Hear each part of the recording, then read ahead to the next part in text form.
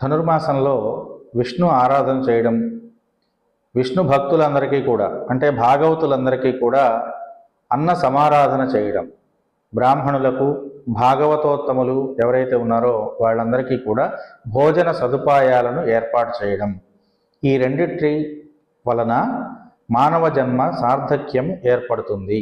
కనుక ధనుర్మాసంలో దేవాలయాల్లో, విష్ణు దేవాలయాల్లో ప్రసాద వితరణం చేయడంలో ఉన్న పరమార్థం కూడా ఇదే. భగవంతుడికి ఏదో నైవేద్యం పెట్టేశారు, అదేదో గుళ్ళో పెట్టేసుకుంటున్నారు అని భావించేవాళ్ళు చాలామంది ఉన్నారండి. కానీ ఇది చేస్తున్నటువంటి విషయం ఏంటంటే, దేవాలయంలో విష్ణు ప్రసాదంగా భావించి ఆ ప్రసాదాన్ని వచ్చినటువంటి వాళ్ళందరికీ అన్న ప్రసాదాన్ని పంచిపెట్టడం వల్ల అనేక రకాలైనటువంటి ప్రయోజనాలు ఉండి మానవ జన్మ సార్థక్యం అనేటువంటిది కలుగుతుంది. అనారోగ్యాది బాధల నుండి విముక్తులు చేస్తుంది. పితృకార్యాలు చేయనటువంటి వాళ్లకు కూడా ఆ ఫలితాన్ని ఇస్తుంది. కనుక అందరూ ఇలాంటి